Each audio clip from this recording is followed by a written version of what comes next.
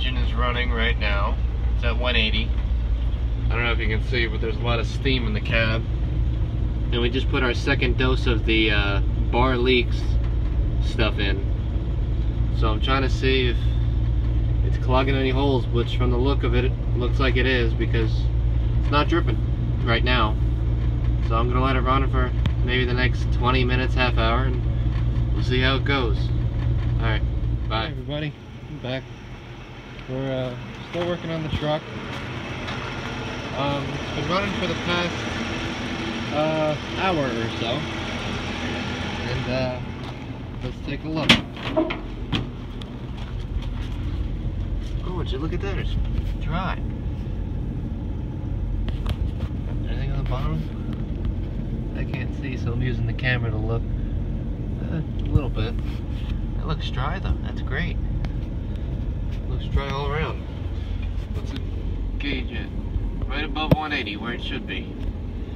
Alright. Well, alright then. Beautiful. That was our second dose of the bar leak stuff.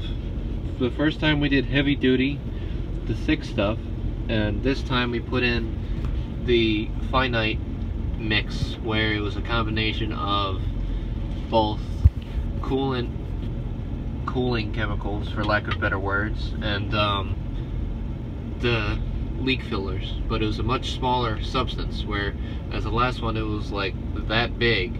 This is just like grain stuff, but it looks dry for the most part. There's still a little bit right there that might just be sitting there because all of this stuff, it was leaking down here, and that's all burned off. So you might have it, guys. It might have it. Alright, bye. There's one little pinhole on the left side that if I push pretty hard, it was shooting out to here. See all that?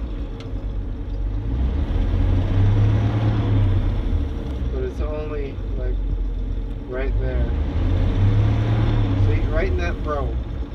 That's where it's coming from. Looks like everywhere else is sealed. It started leaking before when I was first driving.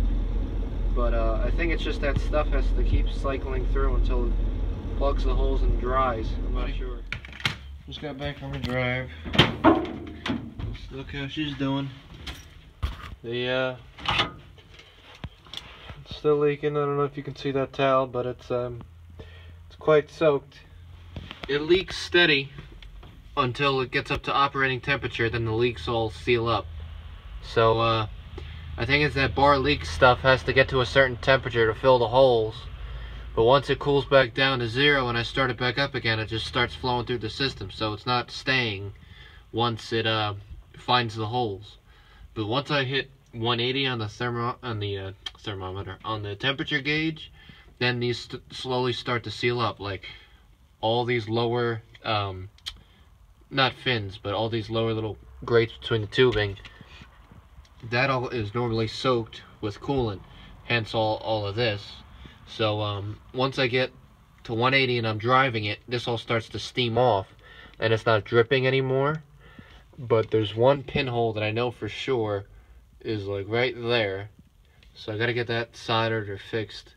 I might just take it to a shop. I'm not the most keen on radiators and heater cores, and for being 70 years old, I'd probably just do more damage to it than fixing it. So I'd rather send it to somebody and have it done. So needs more work, but that's what I wanted, a project.